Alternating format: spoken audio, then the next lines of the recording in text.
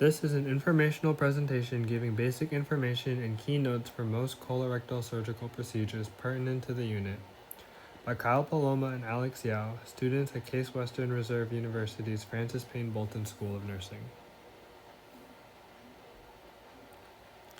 On this slide, we have a list of the inpatient and outpatient procedures we'll be going over in this presentation.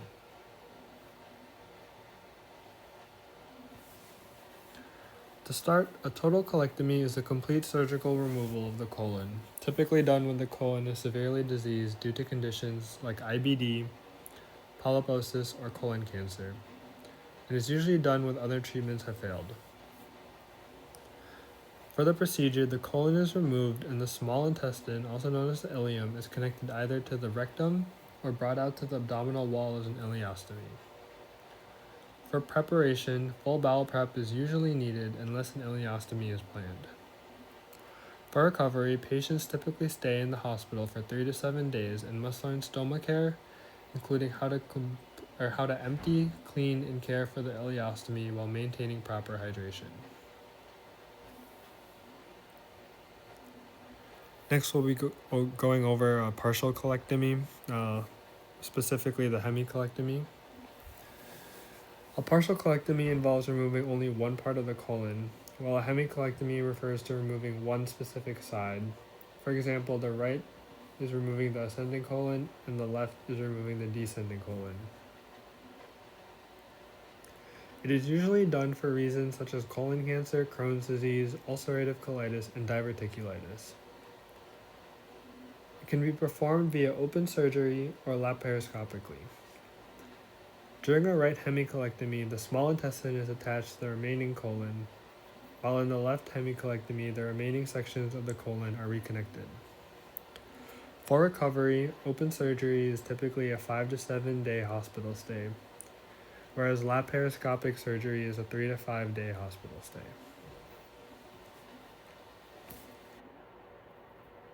Next, a sigmoid colectomy removes the sigmoid colon, the final part of the large intestine before the rectum. It's typically done for diverticulitis, sigmoid colon cancer, or localized IBD. A proctoid sigmoidectomy removes both the sigmoid colon and the rectum and is usually for rectal cancer, ulcerative colitis, or advanced Crohn's disease. During the procedure, both surgeries require full bowel prep and general anesthesia and may be done laparoscopically or through open surgery. During a sigmoid colectomy, the sigmoid colon is removed and usually reconnected to the rectum, sometimes with a temporary ileostomy. During a proctosigmoidectomy, the sigmoid and rectum are removed and reconnection varies. For a Hartmann's procedure, a type of proctosigmoidectomy, then rectum is sealed and the stool is diverted to a colostomy. For recovery, a sigmoid colectomy is about 3 to 7 days in the hospital, while a proctosigmoidectomy is about 7 to 10 days in the hospital. Both recoveries include pain management, potential bloating, and ostomy care if needed. However, bowel function is usually preserved after a sigmoidectomy or a sigmoid colectomy, but more significantly impacted after a proctosigmoidectomy.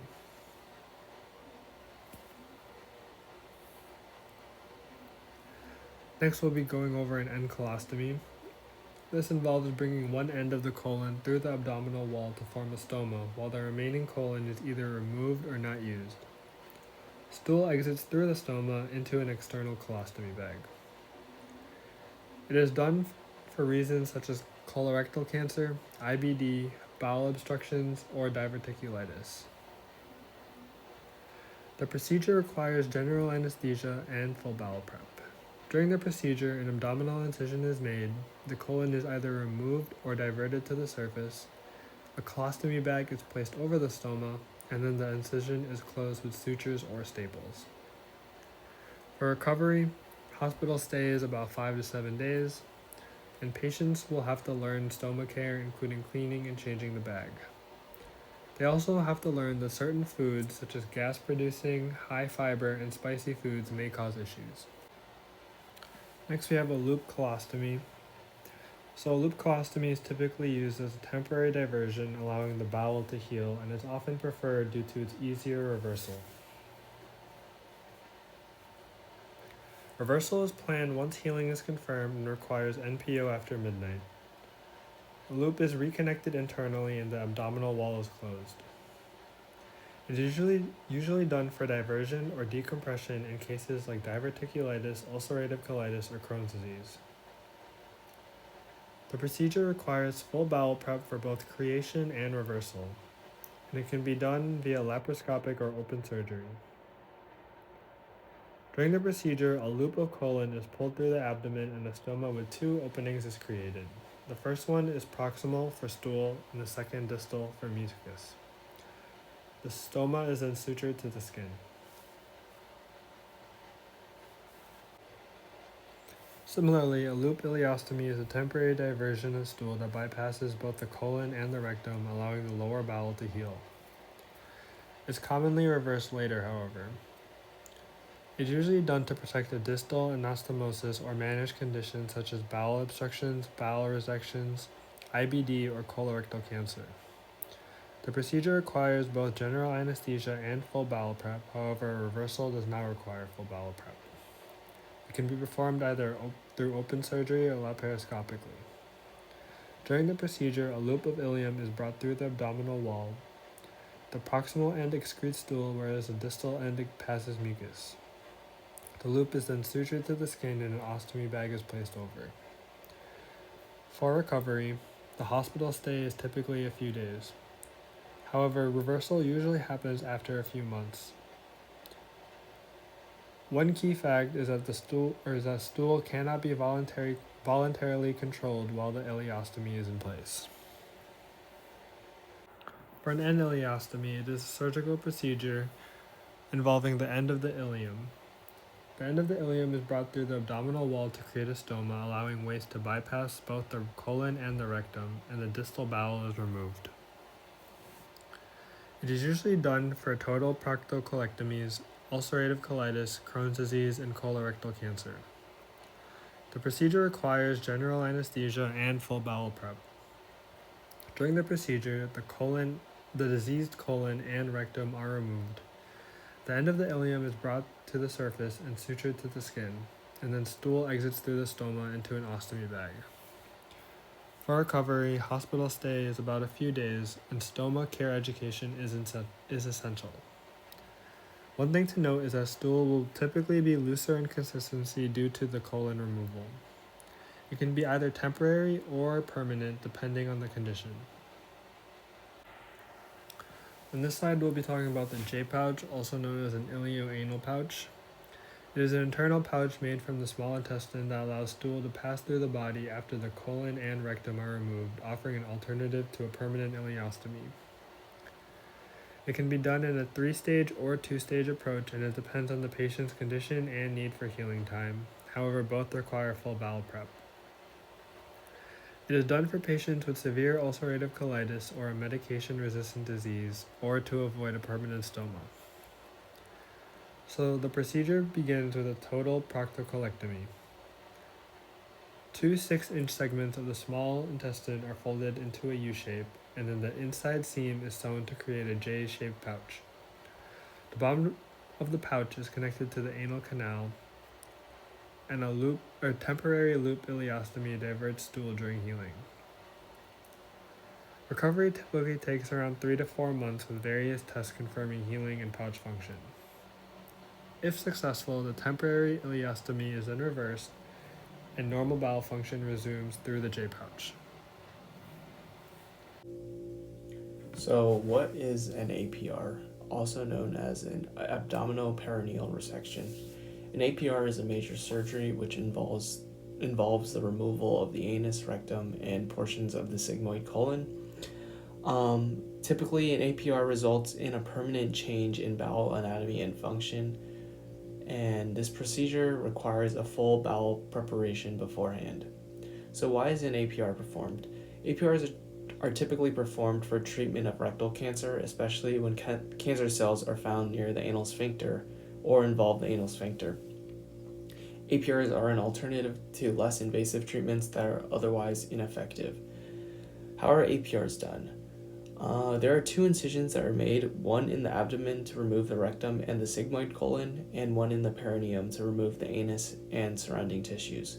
Once both are removed, a permanent colostomy is placed through the abdominal wall in order for the patient to remove waste from the body. So what happens next? Patients typically spend 5 to 7 days in the hospital post-op, and patients are typically placed on liquid diets to allow the digestive system to heal, and they will slowly advance their diet.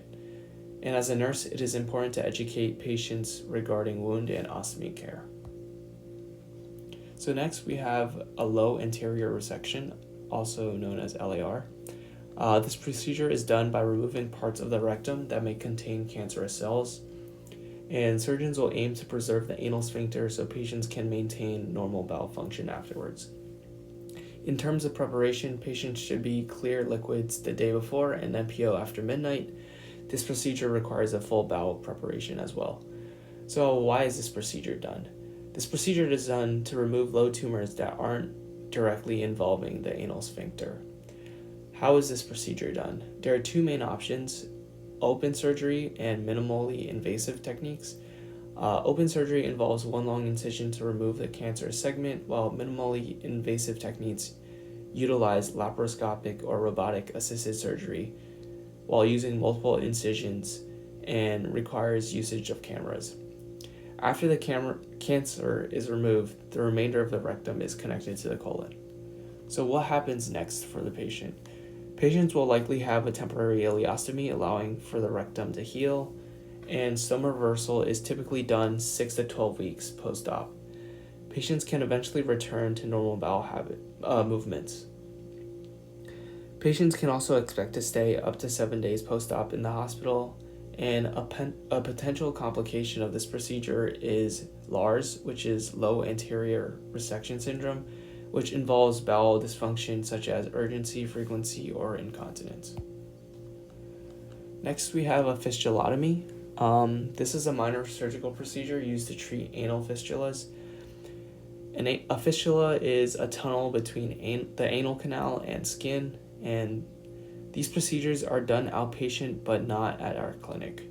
Larger fistulas may require general anesthesia in the operating room. So why are these procedures done? These procedures are done to drain pus or fluid in order to allow for the fistula to heal. How is this done? The surgeon will make a small incision over the fistula to open the tract, and the surgeon will clean the area out and stitch or pack the area with gauze. What can the patient expect afterwards? Patients may experience pain and bleeding for 1 to 2 weeks. That's completely normal. And patients should be placed on stool softeners or have a diet high in fiber. Patients can also utilize warm sitz baths for comfort. Next, we have a fistulectomy. So similar to a fistulotomy, this procedure is done to treat anal fistulas. However, unlike a fistulotomy, this procedure consists of the surgical removal of a fistula rather than just opening. The goal of this procedure is to fully remove the tract to clear infection and prevent further infection or recurrence. So what to expect? Recovery time for this procedure is typically 2 to 4 weeks for small ones, and larger ones you can expect up to 6 to 8 weeks. Patients should also be put on stool softeners and increase fiber in their diet.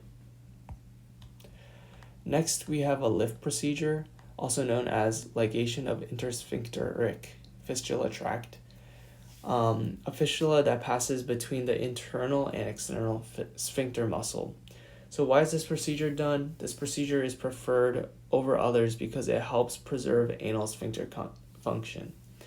And how is this procedure done? The patient will get an enema the morning of the procedure for preparation. A small incision is made to access the fistula. The tract is tied off, then cut, and both ends are opened. The tract is then scraped and destroyed, then closed at the muscle layer. If a ceton was placed before, it is removed. Lastly, the wound is closed with stitches. So what happens next for the patient? The patient will likely be placed on stool softeners and can expect a recovery time of 4 to 5 days. although healing can take up to 4 weeks. So what is a seton replacement? A seton is a surgical thread or rubber band placed in a fistula to allow ongoing drainage and promote healing. There are 2 types of setons. A draining seton is more common, while a cutting seton is tighter and gradually cuts through tissue. So why is this procedure done? This procedure is done for treatment of complex fistulas, especially those with infection or drainage. Also, if patients are experiencing pain or discomfort. How is this procedure done? This procedure is done under general anesthesia, and an old seton is removed while a new one is replaced by threading through the fistula tract. What can patients expect after? Patients with IBD can expect to have setons long term, and patients will likely be placed on stool softeners and fiber. Patients can expect to experience post-op pain for up to 2 weeks and can also expect an increase in drainage. Anorectal advancement flap. So this procedure involves using a flap of tissue from inside the rectum to cover the internal opening of a fistula. This also helps preserve sphincter muscles and reduces the risk of incontinence. So why is this procedure done? This procedure is done to treat complex fistulas, and it has a lower reoccurrence rate compared to other procedures. This procedure is typically prepped with an enema the morning of surgery and utilizes general anesthesia. A seton drain is removed if present, and the surgeon elevates the flap and removes infected tissue. Finally, a seton drain may be placed if necessary. So the patient can expect to be placed on stool softeners afterwards, and it is also normal for pain and discomfort for a few days post-op. Patients should also avoid heavy lifting and straining. So next we have a hemorrhoidectomy, which is a surgical procedure involving the removal of large painful prolapsed hemorrhoids. So this is done when other treatments haven't worked and symptoms are severe. In this procedure, patients are prepped with a laxative or enema beforehand, and surgeons will use a small incision around the hemorrhoid and remove tissue using a scalpel or electrocautery. So there are 3 types: open, which is when the incision is left open to heal naturally; closed, which is when the incision is stitched closed; and stapled, when the hemorrhoid is removed and the rest is stapled back into place.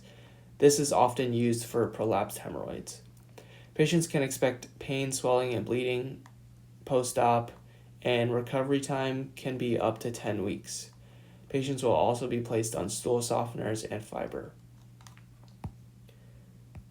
Botox injection. A Botox injection it blocks nerve signals which cause targeted muscles to relax. So why would a patient get a Botox injection? Treatment of chronic anal fissures and tears that do not heal after 8 or more weeks. Botox injections also improve blood flow and promote healing, and they are used in patients with fecal incontinence or anal muscle spasms. So how is this procedure done? It is typically done under local anesthesia, and the patient is placed in Sims position, which is when they're on their side and knees to chest. And the Botox is then injected into their internal anal sphincter muscles. So the patient can expect a same-day discharge, and it is normal to experience mild soreness, and they can resume normal activities shortly after, but should avoid heavy lifting or prolonged sitting. Finally, we have a pilonidal excision. So this procedure involves removing a pilonidal cyst, which is a pocket near the top of the buttocks, and these can be caused by ingrown hairs, friction, or prolonged sitting. These are typically removed because they are very painful, and if they are left untreated, they can be super painful and be swollen and drain pus. So this procedure is typically done under local anesthesia, although general anesthesia may be required depending on severity. This procedure involves an incision removing the entire cyst and sinus tract. So patients can typically expect patients with an open wound can typically expect a healing time of 4 to 8 weeks, and those with a closed technique will have their stitch shut and slightly faster with a recovery time of 2 to 4 weeks, although it has a higher rate of recurrence. Thank you.